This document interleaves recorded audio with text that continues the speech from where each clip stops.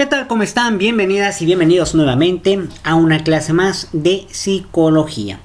En esta ocasión vamos a empezar con el tema de ausentismo, que fue el tema en el que nos quedamos. Prácticamente este párrafo que ustedes están viendo da como referencia que en Estados Unidos pues a veces las personas también faltan por muchos motivos, ¿no? Puede ser por motivos personales muy fuertes, enfermedad, posiblemente algún accidente durante el traslado de su casa al trabajo o a lo mejor un problema muy familiar. Pero también existe el ausentismo por otras cuestiones que no son de índole de peligro, ¿no? A lo mejor se quedó dormido la persona, un día antes pues se divirtió muchísimo, simplemente no quiso trabajar, iba a llegar tarde, prefirió no ir. Entonces, independientemente de cualquier causa, el ausentismo se da muchísimo en las empresas y bueno, incluso también en escuela, donde pues la gente no va por muchos motivos. A veces los motivos son justificados, a veces no. Entonces prácticamente todo este párrafo te menciona ejemplos, pero en Estados Unidos. En nuestro país el ausentismo pues es muy elevado, sobre todo en maquiladoras, donde es gente que pues prácticamente va a veces hasta por semanas para trabajar y después renuncia, luego se va a otro trabajo y así. Obviamente hay empresas o lugares donde a lo mejor el ausentismo es más bajo, ya que representa una responsabilidad lo que tú haces. Entonces normalmente la gente pues lo piensa, ¿no? Sabes que pues yo soy el responsable de esta área, no puedo estar faltando. A comparación en producción, donde hay mucha gente, muchísimas personas. Un ejemplo rápido sería Samsung. Muchos de ustedes han visto a Samsung, una empresa grande que se encuentra en nuestra ciudad. Pasa el transporte público, mucha gente se sube para Samsung. Si falta 1, 2, 3, 4 personas de producción, pues es fácil sustituirlos, ¿no? Por otras 5 personas. El detalle está que independientemente de eso, no es que no sea importante su trabajo, pero vaya, hay forma de buscar a otra persona para que lo haga. Más sin embargo, si fuera a lo mejor un área de gerencias y falta el gerente, o es un gerente que falta mucho, la cuestión sería complicada porque el gerente es el responsable de muchas cosas. Entonces su ausentismo vale mucho y pues no se puede faltar. Entonces en ese caso rápidamente lo sustituyen por otro. Pero hay ausentismos que pues no puedes faltar porque tú eres pues sí indispensable, ¿no? Es por ejemplo en el caso de una escuela, ¿no? Los alumnos de alguna manera pueden estar faltando, pero la clase se tiene que dar. Pero ¿qué pasaría si el que falta es el maestro? Obviamente no debería de faltar, porque son muchos alumnos que van a esperar la clase, a comparación de que llegue el maestro, da la clase y pues faltó el alumno. Bueno, faltó un alumno, pues ni modo, hay que seguir con la clase, ¿no? En este caso un ejemplo sería en estos momentos, por ahí ya vi que faltó uno, o a lo mejor llega un poco tarde, pero pues de todas formas yo tengo que dar la clase. Pero ¿qué pasaría si yo no hubiera estado? Pues no hubiera habido clases, ¿no? Entonces hay ausentismos que a veces sí afectan y otros que se pueden sustituir, pero el objetivo es que la gente no falte. Que la gente no falte, solamente a excepción de algo muy peligroso en su vida personal, algo de salud, un problema médico, tal vez un accidente en el transcurso del transporte. Después está el siguiente tema, que es la rotación. Vamos a leer la primera como definición. Posteriormente es un ejemplo de Estados Unidos, pero lo vamos a aplicar a nuestro país. La rotación es el retiro permanente de una organización y puede ser voluntario o involuntario. Una tasa de rotación elevada da como resultado costos más altos de reclutamiento, selección y capacitación. ¿De cuántos son dichos costos? Son mayores de los que se piensa. Entonces, ¿la rotación a qué se refiere? Todo este párrafo te pone ejemplos de Estados Unidos, pero la rotación está un poquito pegada al ausentismo. En una empresa, si alguien falta, va a haber, pues así que la situación de estar buscando personas que no falten. Por eso muchos de ustedes cuando van en la calle, en algunas empresas dicen, se solicita personal. Y luego a la siguiente semana se solicita personal. Y siempre solicitan personal. ¿Por qué? Porque siempre hay gente que se sale. Entonces hay mucha rotación. Y pues lo han visto a lo mejor ustedes que han trabajado o han escuchado, no, en esa empresa siempre están pidiendo personas, que siempre renuncian. Pueden ser muchos motivos, ¿no? Puede ser que también la empresa a lo mejor no pague bien, hay malo ambiente de trabajo, etcétera, ¿no? Entonces la rotación, pues, y el ausentismo de alguna manera van de la mano. El objetivo es que no exista tanto ausentismo y por supuesto no tanta rotación. Muy pocas empresas, o a lo mejor ustedes que han estado trabajando, pregúntele a sus compañeros, ¿cuánto tiempo tienes trabajando en esta empresa? Habrá quien te diga, no, pues yo más tengo 1 año, yo tengo 6 meses, pero por ahí saldrá uno que diga, no, yo tengo 10 años trabajando en esta empresa, o 20, o hasta más. Hay personas que tienen mucho tiempo en una sola empresa.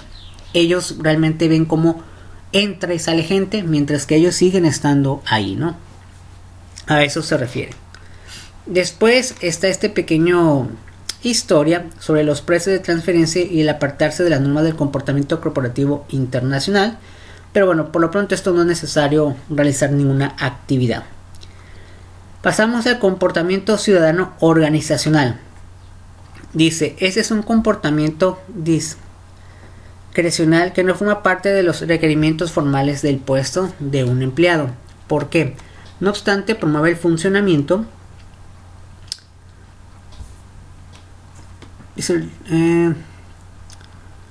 no promueve el funcionamiento eficaz de la organización. Dice, las organizaciones exitosas necesitan empleados que vayan más allá de sus deberes de trabajos habituales, lo que genera un desempeño más allá de lo esperado, en el lugar del trabajo dinámico de la actualidad, donde cada vez más las tareas son realizadas por equipo y la flexibilidad es crítica. Las organizaciones necesitan empleados que tengan comportamientos de buenos ciudadanos, tales como ayudar a otros en sus equipos, presentarse como voluntarios para hacer trabajo adicional, evitar conflictos innecesarios, respetar el espíritu y acatar las reglas y regulaciones y tolerar con beneficio las imposiciones y molestias ocasionadas relacionadas con el trabajo. Las organizaciones quieren y necesitan empleados que hagan cosas que no están en la descripción del puesto, y la evidencia indica que las organizaciones que cuentan con esta clase de trabajadores se desempeñan mejor que las que carecen de ellos. Bueno, ¿qué pasa aquí en estos casos? Pues se supone que la gente que va a trabajar es porque va a hacer pues todo tipo de trabajos, pero pues también luego a veces se presta que la persona quiera que hagas trabajos que no te corresponden a ti, y eso es lo que pasa mucho en las empresas. Entonces debe de ser así que mitad y mitad, ¿no? Yo te contrato para que trabajes ciertas cosas, las que no te corresponden pues no las deberías de realizar, y las que te correspondan pues hacerlas correctamente. Después está un punto importante que es la satisfacción del trabajo. La variable dependiente final que se verá es la satisfacción en el trabajo, que se define como el sentimiento positivo respecto del trabajo propio, que resulta de una evaluación de sus características, a diferencia de las 5 variables anteriores. La satisfacción en el trabajo representa una actitud en vez de un comportamiento. Entonces, ¿por qué se ha vuelto una importante variable dependiente? Por 2 razones. Está demostrado que se relaciona con factores del desempeño y la preferencia de valor que tienen muchos investigadores del CO. Bueno, y aquí ya te pone pues diferentes ejemplos. Se supone que pues las personas cuando van a trabajar pues deberían estar pues contentos, pero pues es la mezcla de muchas cosas que hay en una empresa, tanto el comportamiento de otras personas, el trabajo, en fin, muchas situaciones. Entonces no siempre las personas que trabajan pues se sienten satisfechas con el trabajo, ¿no? Después, las variables independientes. ¿Cuáles son los principales determinantes de la productividad? Ausentismo, que ya lo hemos visto. Rotación, desviación de las normas de comportamiento en el sitio de trabajo. El CCO y la satisfacción en el trabajo. La respuesta a tales preguntas conduce a las variables independientes. Una variable independiente es la presunta causa de cierto cambio de la variable dependiente. La base o primer nivel de nuestro modelo se fundamenta en el hecho de entender el comportamiento individual, y esto es consciente con nuestra creencia de que el comportamiento organizacional se comprenderá mejor si se concibe como algo que es esencia en un conjunto de bloques que conforman una complejidad creciente. Entonces, pues sí es importante, ¿no? Las variables. Aquí te menciona que hay variables individuales, pero también puede haber variables en grupo. Un ejemplo, variables a nivel del individuo.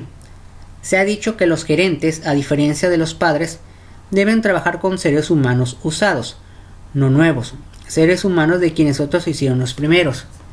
Cuando los individuos ingresan a una organización se parecen un poco a los autos usados. Cada uno es diferente. Algunos tienen bajo kilometraje. Cuando se refiere a bajo kilometraje es que, por ejemplo, en una empresa, yo creo que muchos de ustedes a veces dicen, no, pero yo no tengo la experiencia en ese trabajo. Vamos a poner ejemplos. Bueno, vamos a leer primero la lectura y ahorita ponemos un ejemplo práctico. Los han tratado con cuidado y han tenido poca exposición a los rigores de los elementos y otros están muy corridos, es decir, han sido manejados por caminos irregulares. Esta metáfora indica que las personas entran a las organizaciones con ciertas características intactas que influirán en su comportamiento en el trabajo. La más obvia es la que se refiere a los rasgos biográficos, tales como la edad, género y estado civil, los rasgos de la personalidad, una estructura emocional inherente, valores, actitudes y niveles de aptitudes básicas. En esencia, estas características ya están definidas cuando un individuo se integra a la fuerza de trabajo y en su mayor parte hace poco que la gerencia puede hacer para modificarla. Aún así tiene un efecto muy real en el comportamiento del empleado. Por ello, cada uno de estos factores, características bibliográficas, aptitudes y valores y aptitudes, personalidad y emociones se analizarán con variables independientes. Bueno, prácticamente en esto significa que muchos de ustedes posiblemente cuando van a buscar trabajo, al principio no sabían nada del trabajo que están haciendo. No tenían experiencia, a lo mejor no habían trabajado nunca. Entonces, obviamente, pues son un poquito lentos y tratan de aprender lo que pueden y tratan de ver cómo lo hace la persona que ya sabe. Obviamente ustedes no tienen experiencia. Como va pasando el tiempo, ustedes se vuelven ahora una persona con experiencia y cuando ustedes ven a uno nuevo dicen, bueno, yo así comencé. Realmente en todos los trabajos, no importando el oficio o la profesión, así es. Todos de alguna manera pasan por ser la primera vez. Pero bueno, a veces las empresas esa parte pues lo quitan, ¿no? Es así como que no, pues yo ya quiero que sepas hacer esto. Porque ya se trata de cuestiones económicas y de negocio. Pero bueno, también existen las variables individuales, ¿no? Después están las de nivel de grupo. Aquí ya se trata de en conjunto, que es un conjunto de departamentos en el cual hacen su trabajo cada uno. Les había comentado que bueno, en las empresas es igual como en una escuela. Siempre va a haber un buenos departamentos en el cual dicen, no, ese departamento trabaja muy bien. Y otros departamentos en los cuales no se trabaja bien. ¿Por qué? Porque es parecido a una escuela. A lo mejor no iban con una buena aptitud las personas para trabajar. O simplemente no les gusta trabajar y pues tardan mucho en hacer sus trabajos. Esto conlleva obviamente a hacer la empresa o hacer el sistema de organización bueno o malo. Posiblemente muchos de ustedes también igual han escuchado que gente dice, no trabajes ahí, no trabajes en esa empresa porque escucho que pagan muy poco, no hay transporte. Habrá otros que te digan, no, mejor te conviene trabajar en esa empresa o en esta tienda. Y es así como también pues ayudan a recomendar o no una empresa. Bueno, y después aquí este texto explica este cuadrito, que es un modelo del SEO básico. Y pues aquí está, por ejemplo, la salida humana, está la productividad, que es obviamente hacer bien las cosas y ser productivos. El ausentismo, que bueno, no deja de ser importante.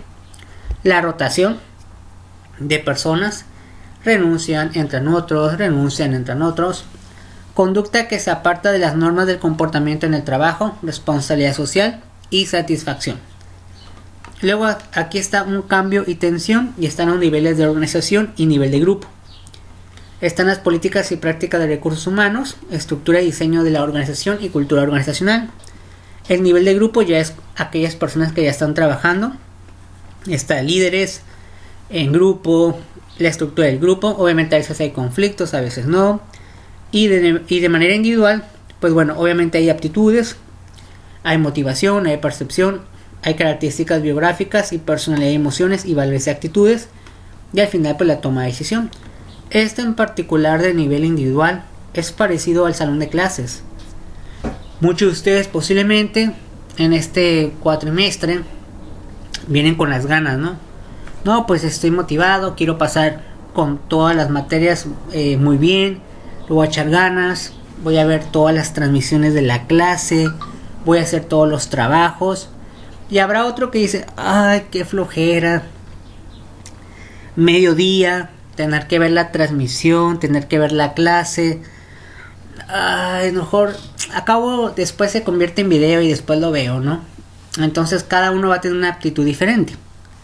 A esto se refiere. Ahora imagínense en un trabajo, ¿no? Luego pasamos a... Bueno, esto ya es prácticamente un resumen de todo lo que se ha visto, ¿no? Esto no es necesario que lo hagan. Es una lectura, no es necesario. Entonces, las actividades. ¿Qué tienen que hacer? Capítulo 1, que es el comportamiento organizacional. Preguntas de repaso. Hay que responder las 8 preguntas. Vamos a poner aquí. Responder las 8 preguntas. Para eso vamos nomás a darle una lectura a las preguntas rápidamente para explicarles de qué manera. Preguntas de repaso. ¿Cuál es la importancia de las aptitudes interpersonales? ¿Qué hacen los gerentes en términos de funciones, roles y aptitudes? ¿Qué es el comportamiento organizacional? ¿Por qué es importante complementar la intuición con el estudio sistemático? ¿Qué disciplina importante de la ciencia del comportamiento constituye el CO? ¿Cuáles son los pocos absolutos en el CO? ¿Cuáles son los retos y oportunidades que contribuyen con el CO? ¿Y cuáles son los 3 niveles de análisis en el modelo de CO de este libro? Estas preguntas vienen en el capítulo 1, que es prácticamente desde que comenzamos hasta ahorita. De ahí pueden sacar las respuestas. Entonces, este sería primero responder las preguntas, página 36.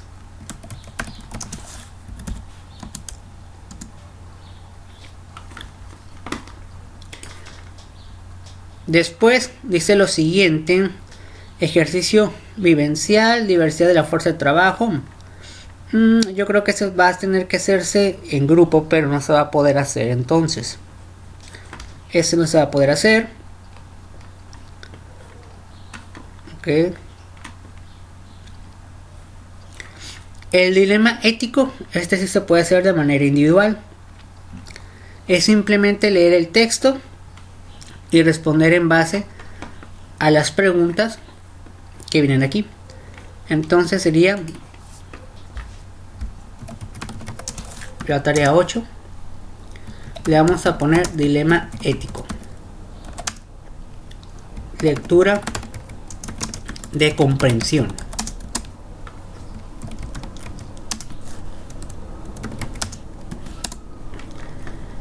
Tarea 9.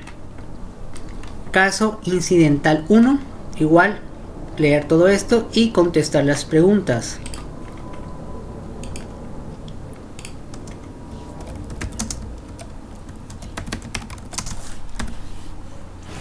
Igual, lectura de comprensión.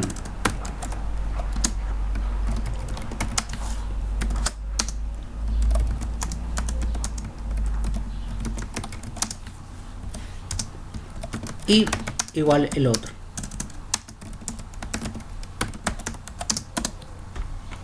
Es comprensión.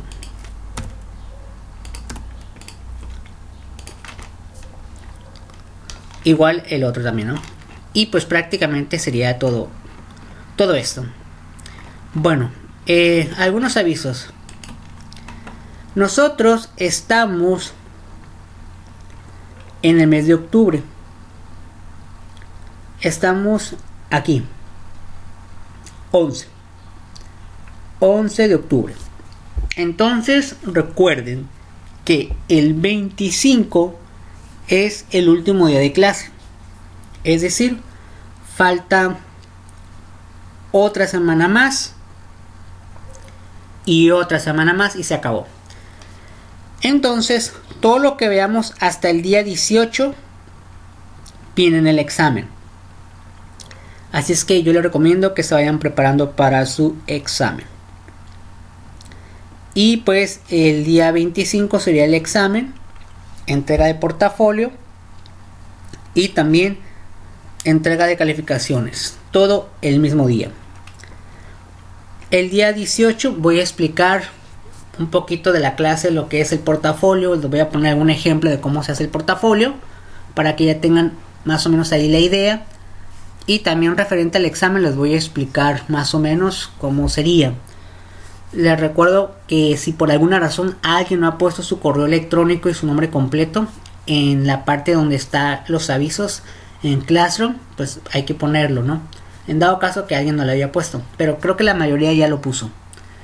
Entonces, pues ya para que se vayan preparando, ya falta poquito para que se termine la materia de psicología organizacional. Bueno, hasta aquí la vamos a dejar. Muchísimas gracias. Y pues nos vemos hasta la próxima. Hasta luego.